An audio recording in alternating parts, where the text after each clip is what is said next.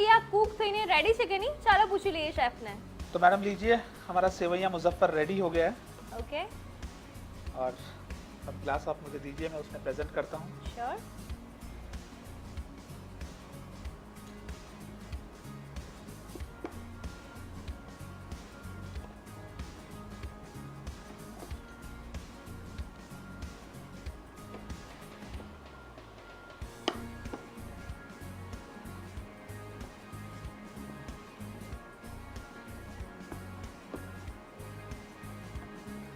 जो हमारे बचे हुए आलमंड्स फ्लेक्स थे,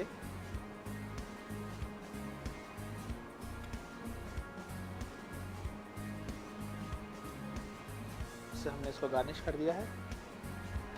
ये लीजिए मैडम, रेडी है हमारा sewaiya Muzaffar. Okay, thank you so much chef. Welcome.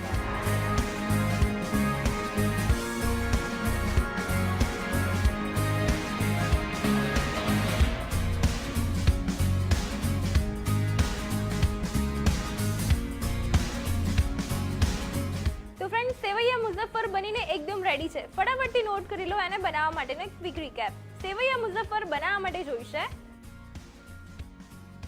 Sevaiyan 120 gram, ઇલાયચી powder અડધી ચમચી, બદામની કતરણ 2 ચમચી, ચાસણી 60 ml, દ્રાક્ષ 2 ચમચી, ઘી 1 ચમચી। સૌપ્રથમ એક પેનમાં ઘી લઈ ગરમ થાય એટલે તેમાં સેવૈયા નાખી સ્લો ફ્લેમ પર શેકી લો।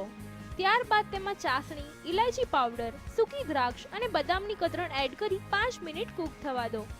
ત્યારબાદ સર્વિંગ ગ્લાસમાં કાઢી બદામની કતરણથી ગાર્નિશ કરી સર્વ કરો। તો તૈયાર છે સેવૈયા મુઝફ્ફર। તો ફ્રેન્ડ્સ, આજે બનાવેલી આ બંને રેસીપી તમે પણ તમારા બાળકો માટે બનાવીને ચોક્કસથી ટ્રાય કરજો।